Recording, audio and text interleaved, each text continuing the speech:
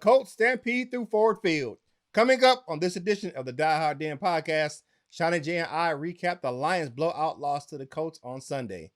Then we take a look at Matthew Stafford and Jarrad Davis being on the COVID-19 reserve list. And you know we got to preview the upcoming game versus the Vikings. All this and more coming up right now on the Die Hard Den podcast. Watch out. Here comes that roar.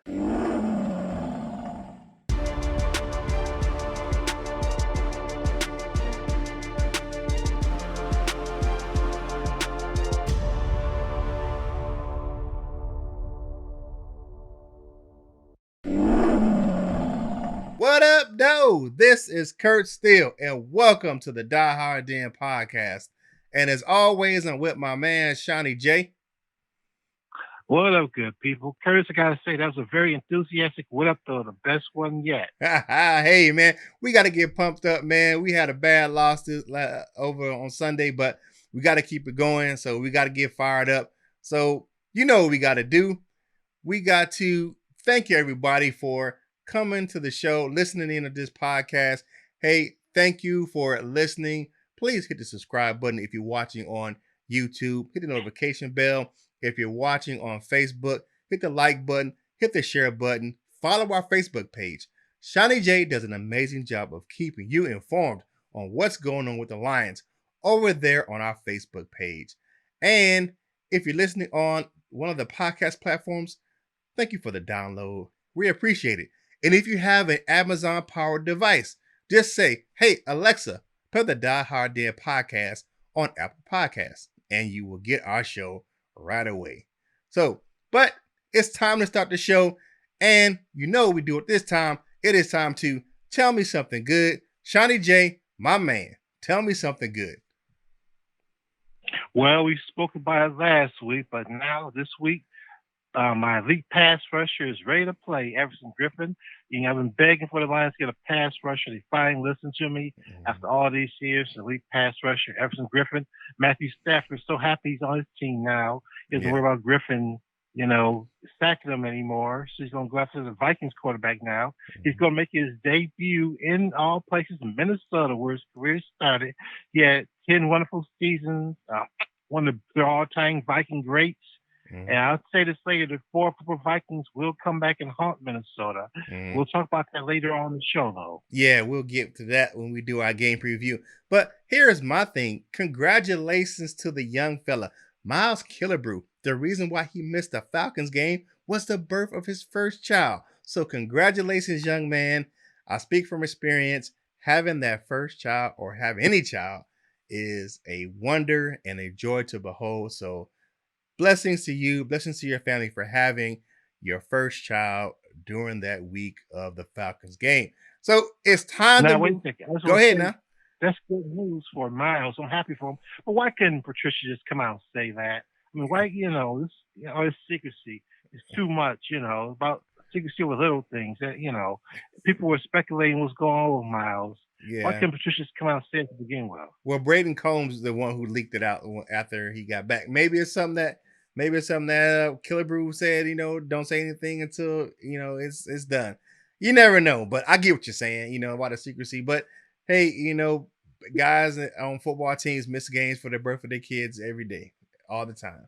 So it happens all the time in the NFL. So, but congratulations to the young fella. It is time to go on the ball, look at the offense. First up, let's take a look at how the offense did against the Colts.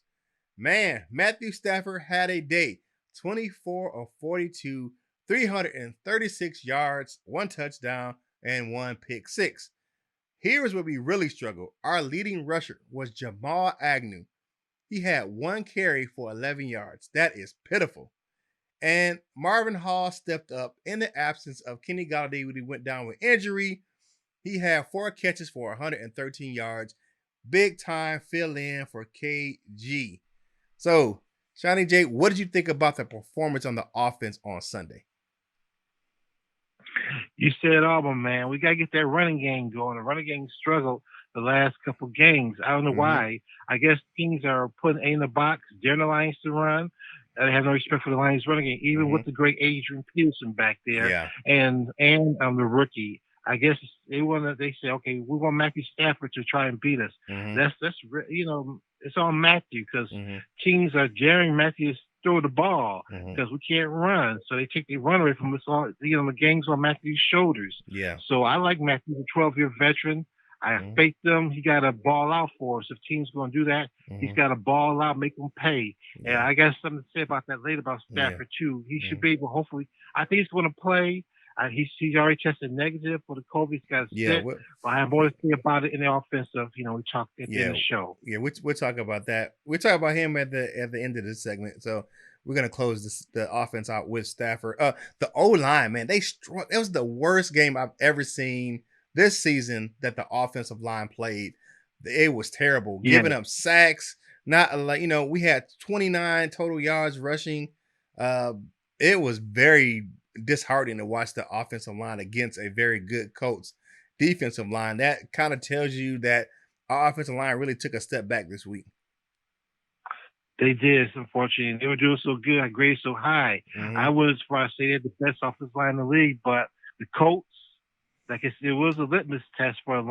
Lions. The Colts, like I said, are big. They got that former 49er, Bruckner. Yeah, He's a the big boy. Buckner. Yeah, Buckner's beast. Yeah, and they got some, big boys. And our line, was up to didn't quite live to the challenge, but I got faith in them. We Mm-hmm. still got some good pieces, and we had some injuries on the line. Taylor Decker's sore. Mm-hmm. Vitae is Big V is he's sore, Mm-hmm. so that didn't help. But we still got to suck it up, and I still got faith in the line. We got to play better. I admit though. Yeah, that was bad. Kenny G, man, we lost Galladay. Galladay to a hip injury. Looked pretty bad. He's like he's gonna be week to week. Right now he's not at practice. He's pretty limp and pretty bad. It wasn't a good sight to see him walking off the field. Saw the play. It looked like he injured it trying to make a cut on a route, and it looked pretty damaging. Hopefully, we can get him healed up and rested for a couple weeks, and we can bring in the young fella Cephas. So, but the two Marvin stepped up. Marvin Jones had a couple of touchdowns on Sunday, and Marvin Hall, he put up a lot of yards on Sunday. That one on play was 70 Yeah. 70 something yards. So they stepped up, but we're gonna need more from TJ Hawkinson is gonna be have to be the man going forward. I just believe that that's going to be a key weapon for us. What do you think about that? You're right. Guys got simple, but I got a theory. Hopefully, Golden Tate's wife and will keep complaining Mm-hmm. and maybe a pain in the ass to the Giants. And Mm-hmm. the Giants cut him, hopefully bring Golden Tate back home. Never see left to begin with. The Giants you said they're going to cut him or they did cut him? If they come, they're close. They came this close to cutting him, because they told him not to report to the facility, but they welcomed him back today. Mm-hmm. Well, if Golden keeps complaining about not getting the ball along with his wife, and the Giants really suck, as you know, and if Golden got that big contract, Yeah. they might want to cut him, give a spot to a young, how it works, give Mm-hmm. a spot to a young guy. And so the Lions sort of jump on it, The only bring problem him with back home, especially. the only problem with that is that we have a version of Golden Tate and Danny Amendola. They play that same role. So I don't know. I don't know if that would. I mean, I would like. Trust me, I like Golden Tate. I would like to have him back in the fold. But the problem is that we lost an outside threat, and we have a ton of inside receivers. So I mean, I get what you're saying. I hear you. I feel what you're cooking, brother. But I'm just saying that we already have Amendola. If you bring in Golden Tate, you have to maybe look at moving on from Amendola. I don't think the Lions are ready to do that. Just I have no because. problem with that because he's old anyway. All right. Yeah. Well, shoot, you can say same thing about Golden Tate. Um, He's 2 years younger, though. yeah, he is. Amendola. He's a couple years younger. So with that's probably your adjustments that you will make bringing in bringing in Golden Tate with Kenny G's. I think that what the Lions really need to do, myself, I think the Lions are gonna have to spread it around. You're gonna have to bring in the young fella Cephas. It really creates and Marvin Hall, he's a really deep threat down the field. So you kind of have to roll that defense over to Marvin Jones now. So you're gonna have to bring in Cephas, spread the field some, and then kind of and incorporate those tight ends. You're gonna have to have Hawkinson step up now. Hawkinson was challenged earlier in the week by Daryl Bevell to get separation. And he did that. He had a career day in receptions against the Colts. It just didn't pan out to any scores, but he had 7 receptions on that game, and that's a career high for him. Played a pretty good game. It was just one of those things where Sunday wasn't his day. So, I mean, where the Lions fell behind, they had to really try to push the ball down the field. Yeah, we gotta get that running game going somehow too. Come on, Adrian. Like I said, I got something to say about the 4 former Vikings, including Yeah. Adrian. So Yeah, we'll get to that when we do the game preview. All right, so let's get to the big elephant in the room on the offense. Matthew Stafford is on the reserve COVID list. Now, Matthew Stafford does not have COVID-19. Again, Matthew Stafford does not have COVID-19. He is a high risk for COVID-19 because he was in contact with someone with COVID-19. I say that again. He was in contact with someone who had COVID-19. He has tested negative. He is in isolation right now. So he's not at home with his wife and kids. He's in isolation. They're keeping him away, keeping him by himself, just in case he does come up positive. But the whole family, all the staffers have tested negative.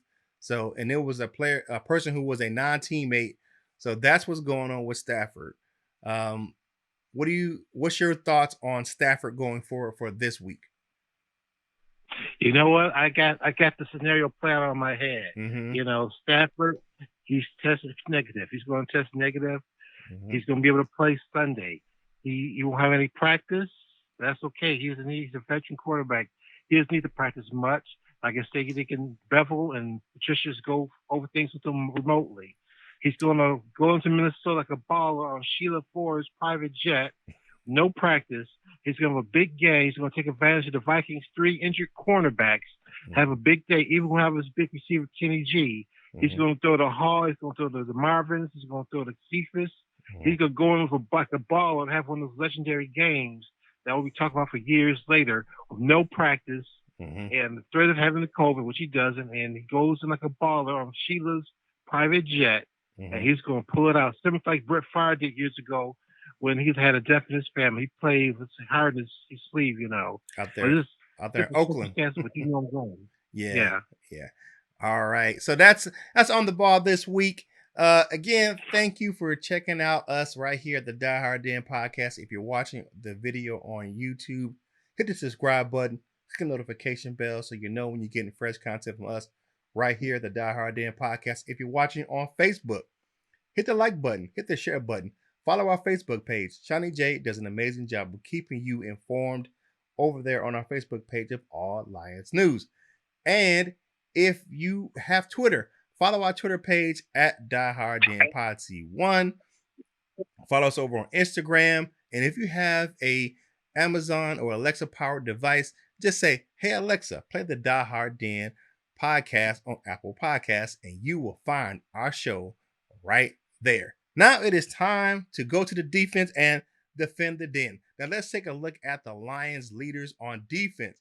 You had Jamie Collins, 11 tackles, 7 solo, 2 for loss. Okwara had another sack and another quarterback hit. He had 6 total tackles on Sunday. Tracy Walker, 11 total tackles, 6 solo. However, it was not enough. The team gave up 119 yards in the run game, which is going back to the old defense, the way they were playing back before we started the winning streak. And they gave up, a modest 247 yards, but they had some touchdowns in there where Phillip Rivers was slinging the ball around. So 366 total yards of offense, giving up almost 400 yards. I didn't like the way the defense really struggled. What do you have to say about the defense on Sunday? They started out good, but they got tired. It wore down because they got no help from the offense. Like I said, we need to run the ball better. Each unit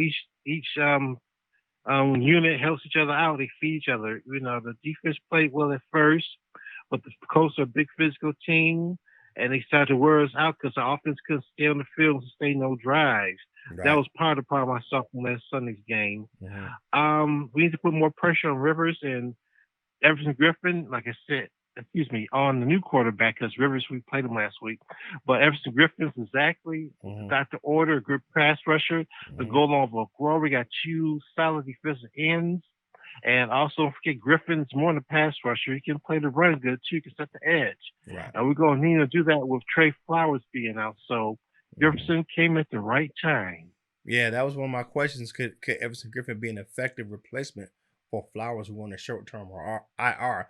And you just said it. You said he can rush the passer and he can set the edge. That's one thing that Trey Flowers does well is he's run support. So he's very good in the run game as well. I think some observations of mine. I think that the secondary they missed several assignments. Justin Coleman, he was very rusty on his return to the field. You can tell he was just quite not himself. Okora needs some help rushing the passer, and you say that Everson Griffin can provide that for him. Hopefully, you're right. I really want them to get after Kirk Cousins on Sunday. They have a struggling offensive line up there, but they've been playing good. Dalvin Cook has been doing his thing the last couple games. He really gave it to Green Bay last week. So hopefully we can slow him down in the run game and keep him at bay. So looking at the defense overall, what could we do as a defense, in your opinion, to shore up a win on Sunday? We got to play aggressively. We got to play, get back to keep on playing aggressive like we played at Jacksonville. They were very aggressive. They were on the ball. They stopped a pretty good young running back in Jacksonville. We stopped a pretty good running back in Atlanta in Gurley. We let them score a touchdown, which was nice. We started playing well against the Colts where we wore down because we got no help from the offense. But like I said it after that Jacksonville game. We need to copy that formula. Stay aggressive. Stay aggressive. Go to the ball. Gang tackle. Blitz. We got a good pass rusher now. Maybe we don't have to blitz as much. If Griffin can still, put the pressure, put the heat on the quarterback like I think he can, because he can still play along for Aurora. So keep on pressuring the quarterback. Keep on being aggressive. Blitz, gang tackle, the ball. We're throwing guys for losses against Atlanta and Jacksonville. We need to keep playing like that, Right. and we'll be fine. Yeah. So, Jarrad Davis. Now, we talked about Matthew Stafford earlier. He's on the COVID list for being in contact with someone, being a high risk. But we have one player that really on our active roster that tested positive, and that's Jarrad Davis. Jarrad Davis is on the COVID list. He not get traded, and the reason being is that the Jets traded Avery Williamson to the Steelers, and that was the big team that had their eyes on Davis, but they got Williamson instead from the Jets. So with him being out from COVID, his snaps have been reduced. But one place where he has made a difference is the special teams. What impact does Jarrad Davis missing have on the defense? Well, like I said, they reduced his snaps. He's not on the field he's not a starter anymore. He's only playing a small portion of the game. But he's still a valuable player. I still like Jarrad. This may be his last season in Detroit. They may let him walk. Just walk when we try to trade him. How long is he going to be out with this COVID? He actually has it. How long will he be out? I think he's going to be out at least probably this week, and then probably he might be out next week as well. It depends on when he can start testing negative, because he has to test negative I think like 5 days in a row. So I think he's at least out 10 to 14 days. 2 weeks. Maybe it's 2 games. I like Davis. A lot of people have been down on Davis since he's been here. I always did like Jarrad. Right. I always felt that the line was used. So maybe he wasn't the middle linebacker that we expect him to be, but he's still a very good player. Put him on the outside. Use him as that key sizzle role. Terrell Suggs was a pass rusher. He's very fast, very talented. He can be used if used the proper way. And like I said, the Lions really invested some linebackers this year. We're going to have to and Killebrew is that and Jerron Curse. They're those two big, tweeners who either play linebacker or safety. They're going to have to step up their games too. Next man up. So till Davis come back, and hopefully if he does come back after 2 games, maybe by Thanksgiving, be safe.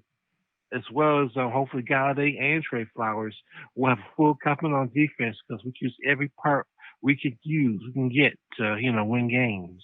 Yeah, yeah, that's definitely well. It brings up another player who's kind of undersized, and he's that the in between sizes. That's Jalen Reeves Maven.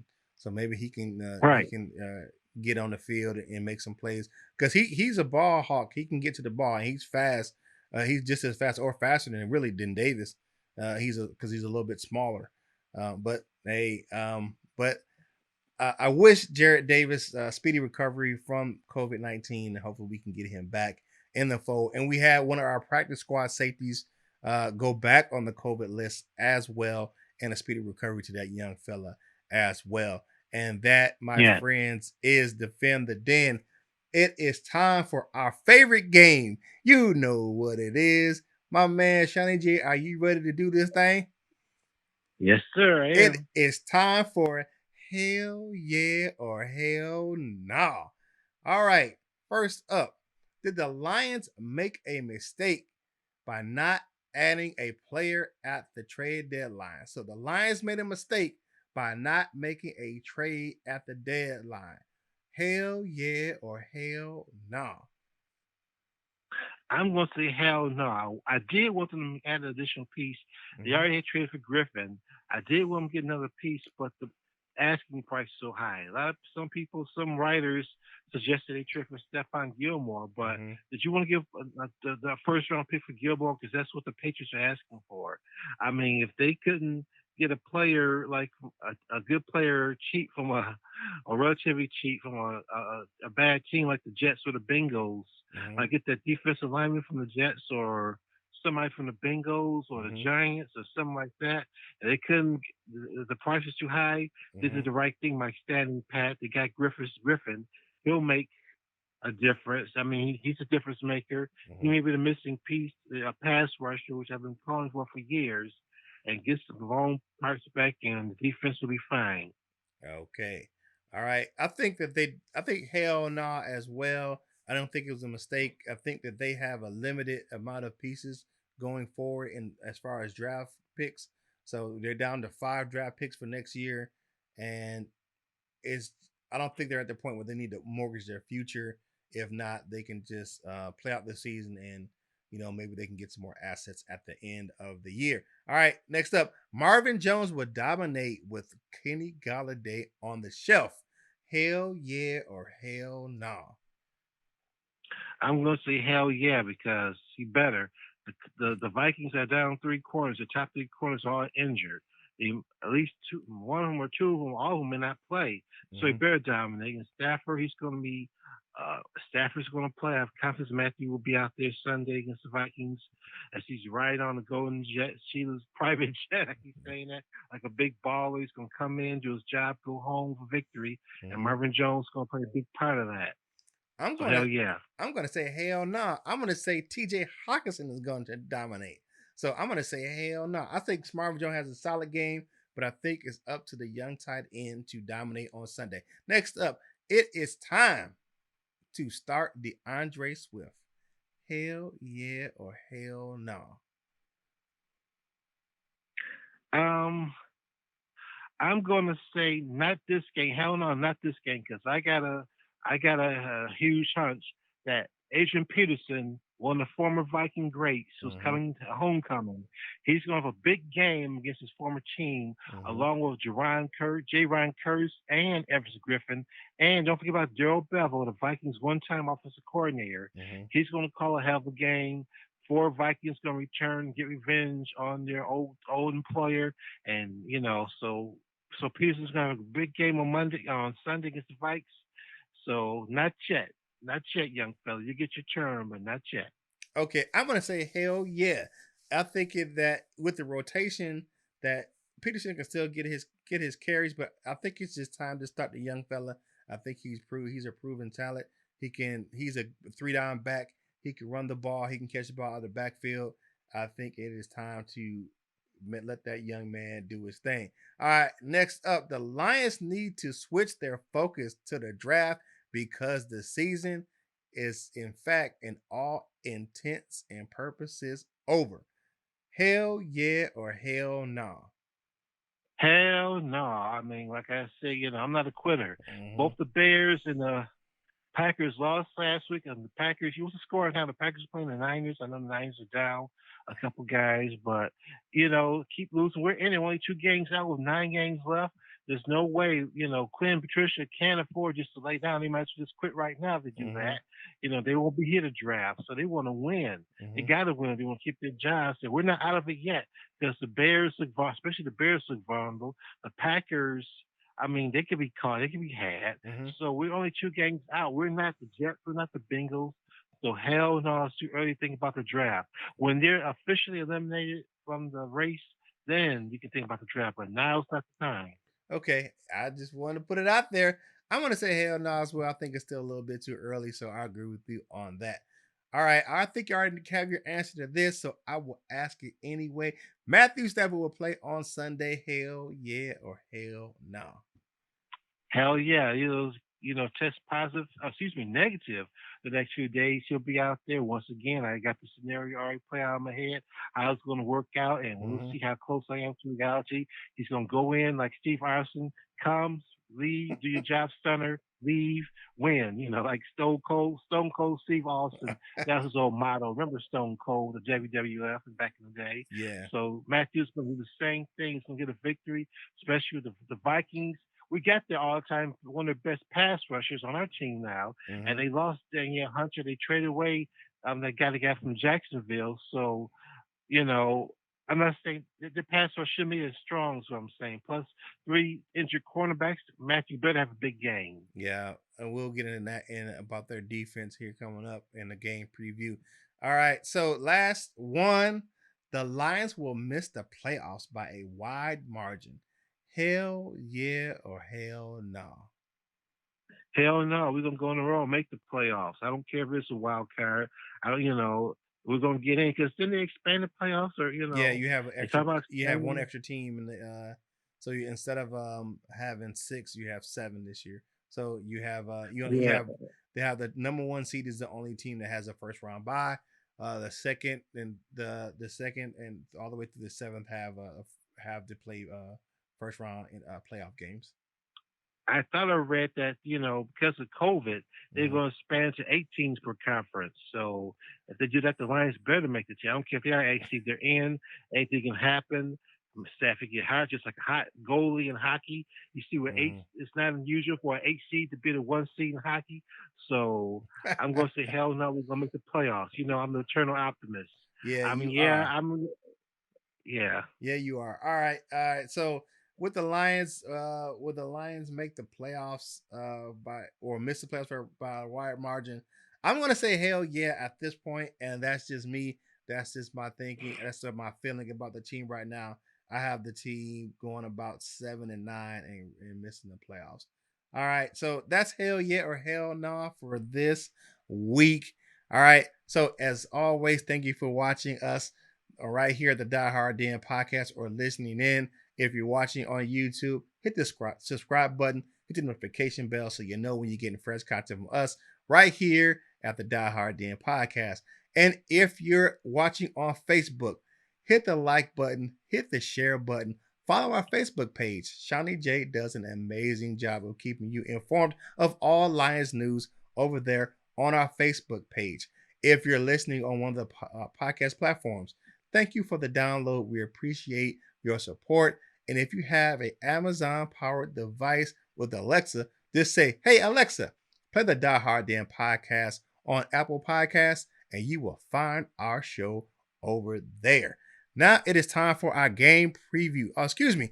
It is time for State Your Case. All right, now State Your Case this week. We have a quick topic on the GM Bob Quinn. So, Seany J, you are up first this week on State Your Case. Do you think Bob Quinn is still the right man for the job in Detroit? I.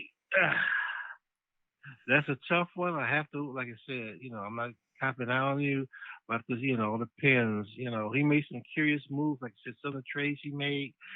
People are so high on draft picks, getting draft picks. some of the trades he made, like, okay, where's the payoff for the trade for Lincoln Tomlinson or Kyle Van Noy or Darius Slay or Golden Tate or Quandre Diggs? I mean, those draft picks, are they helping us right now? Are they helping? I don't see any help from those draft picks we see from those guys. Mm-hmm. He made some curious moves.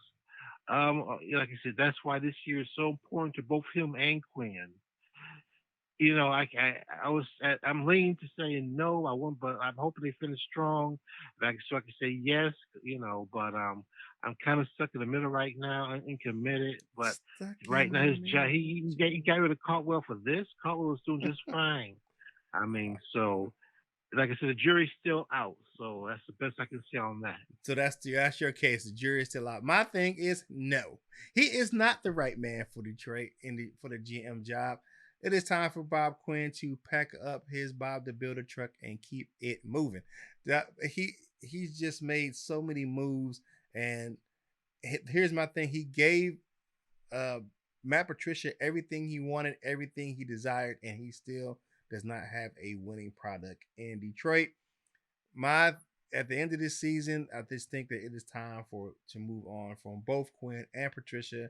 I think Quinn needs to go first, and then Patricia can go. I think Quinn can go now. I absolutely, positively believe that. But sometimes things don't happen until the end of the season. So I wholeheartedly believe that Bob Quinn needs to pack up his truck, like I said, and move it out of town. So that is State Your Case for this week. Really quick one: was Bob Quinn, or is he still the right man for the GM job in Detroit? Seany J said he is on the fence. He's in the middle. I'm a big resounding no, he is not. So it is time for our preview. Let's look at the Lions versus the Vikings. First up, we're going to look at the injury report for the Lions before we get into who we think is going to win. So we got a pretty big list. Jamal Agnew was out, no practice with some ribs, so it looked like he's going to be um, maybe on the shelf for this game. Joe Daw, he practiced on Wednesday, was out today with a back injury. It may just be some rest for a veteran. He was out a couple of days last week, but he actually played. Kenny Galladay is no practice with a hip injury. I think he's going to be out for this game. Tracy Walker with the foot, no practice and no practice. He was out Wednesday and Thursday with a foot injury. Taylor Decker, he was out yesterday with the back, but he was limited today, along with Christian Jones was limited on Thursday and Friday with a knee injury. The cornerback Darrell Roberts had a hip and groin injury. He was limited on Thursday and Friday as well. Danny Shelton has a wrist injury. He was limited on Thursday and Friday. Desmond Trufant is still limited with a hamstring both days of practice. Big V, Vitae was no practice on Wednesday, but he practiced today with that foot injury. And TJ Hawkinson with the toe injury, he was limited on Wednesday, but was a full go today. Now, and the recording of this podcast is on Thursday night. So, Seany J, looking at those injuries, who is your key injury that stands out for you on this list? I would say at that list, the two offensive linemen, the three offensive linemen are hurt. We got three offensive line starters that are hurt. Daw and Vitae and Decker. We need those guys to have a chance to go against the Vikings, keep them off Stafford's back, and give our guys a chance to run. So the three starting offensive linemen, those are my guys. Them offensive linemen.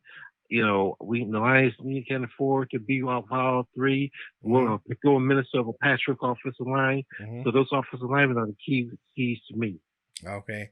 And I know that there was another key guy on the defense that you want to talk about. Yes, Tracy Walker. I love Tracy Walker. Good guy. He's improving steadily. He's becoming a good safety. He may miss this game with a foot injury, but I tell you, I really love J. Ryan Kirk. He's coming around. He's getting the high PF grade. He's a big safety, 6'4", 215. It's a big fella. People complain about him. Huh? That's a big fella. Yes, for safety, yes. And, long arms. People complain, Lions fans complain every time we lose a good player, like we lost Travis Fulham Mm-hmm. to the Eagles, where the Vikings let a pretty good player go too on defense. Mm-hmm. You know, so I think that he can fill in just well for Tracy Walker, even though I won't Walker back. Mm-hmm. I still want to see more of Kurtz on the field, along with Everson Griffin. Like I said, the four Vikings going to have a big comeback game, including Kurtz on defense. I say he's going to get a pick. He's going Mm-hmm. to play the run well. It's going to make life miserable for both Cousins and Dalvin Cook. So, so I Okay. can't wait to see him play full time. All right. So looking at the injury report, I have to agree those offensive linemen really stand out. Tracy Walker is definitely a big name that we have to look at. Uh, I think that really Jamal Agnew is a really big. If he can't go, he's the key cog in our return game. So you're gonna have Marvin Hall back there, and then it may be Amendola, returning punts. So I think that we need that young fella Jamal Agnew back there in the kicking game that helps on our special teams. So that's my big name that stands out besides those other guys that you name. So let's look at the game uh, preview as itself. The Lions are coming into US Bank Stadium in Minnesota as 4-point underdogs. All right, now Vikings statistically are better than the Lions on defense. The Lions are better on defense than the Vikings. The Vikings give up a ton of yards on defense. So the Lions defense is statistically better than the Vikings defense. However, the Vikings offense is statistically better than the Lions offense. So you have kind of a strength on strength. Our good offense versus their good defense, and their good defense versus our good offense. So there you go. You got strength on strength. Who? What do you think are the keys to this game for the Lions' victory? Obviously, our defense, Everson Griffin, he's the key. Mm-hmm. Can he be a disruptive force like he's been for so many years against us while he was in Minnesota? Mm-hmm. Like I said, it's a homecoming game. Mm-hmm. I can see him getting about 3 sacks and making life and getting a few hits even after Cousins throw the ball, making his life miserable. Mm-hmm. Stopping the run along with Jarrad Curse. That's the key, the newcomer. Mm-hmm. Everson Griffin. He can, like I said, he played against us in the past. I mean, the Lions should win this game. So yes, Griffin is key. Okay. All right. My keys to stand aggressive on offense, stretch the field. The Viking secondary is suspect, so you can get the ball down the field with some accuracy to the wide receivers and your offensive weapons. Use DeAndre Swift in both the run and pass game, and I think you do have a recipe for success. So stay aggressive on both sides of the ball, but primarily on offense. Don't be predictable, Daryl Belva, as you've been. So it is time for who you got. So who you got in this game, and what's the score, my man? Like I said, I can see Stafford having one of those legendary games and practice all week. Had a little COVID threat, but he's just fine. He's Mm-hmm. going to go in, throw for at least 300 yards and 4 TDs. Mm-hmm. I think the Lions win 42-27. 42-20. That's yeah, that's a lot of points right there. All right, I have the Lions in a close one. I think I have it 35-30 on Sunday. The Lions gonna eke out a victory out there in Minnesota. I think those former Vikings, like you said, are gonna have a big impact on the game. Okay, now it is time for us to go ahead and get on out of here and wrap this thing up.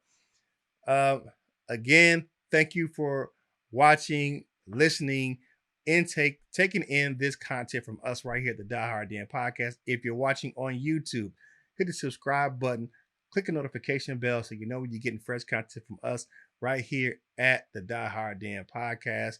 If you're watching on Facebook, hit the like button, hit the share button, and follow our Facebook page. Seany J does an amazing job, of course, of keeping you informed of all Detroit Lions news. If you are following us on Twitter, we appreciate you following us. It is at dieharddenpot1. Follow us over on Instagram at die_hard_den_podcast is where you can find us over there. You can find us on all your major podcast platforms Apple, Spotify. You can find us in Google Podcasts as well, and of course on our home page of Anchor. Definitely continue to listen to us over on those platforms. We appreciate you. If you have an Alexa powered device from Amazon, just say, "Hey Alexa, play the Die Hard Den podcast," and you can find it over there on that platform. Seany J, what's your parting shots for the people this week? Well, you see, COVID is still real. People, stay safe. Continue to wash your hands, keep your social distancing, wear your mask, use your hand sanitizer, your baby wipes to stay clean, stay safe. Yeah, definitely, definitely. It's coming up. We're in November. Next week is a very important week. It is Salute to Service Month here in the NFL, and Veterans Day is next week. So, to all my brothers and sisters in arms, I am, of course, a retired Army Sergeant First Class. I salute all my service members out there, my brothers and sisters in arms, my veterans. Hey, congratulations this month for you in the NFL. Seany J, tell the people how they can find you on social media. My name is Sean Jennings. You can find me on Facebook. I'd be happy to add you as a friend. I'd be happy to add you to our Detroit Lions Truest fan page, where I'm administrator. And don't forget to check out our Die Hard Gen page, where I keep you guys well informed. It's a public page, so it's easy to find. So check us out. Yes, definitely. You can find me on Twitter and Instagram at CurtisDale14. That's CurtisSteele14. And please do me one favor. Whatever you do in life, you got to boss up, ball out, and be the best version of you that you can be. For my man, Seany J, as always, this is Kurt Steele of the Die Hard Den podcast, and we are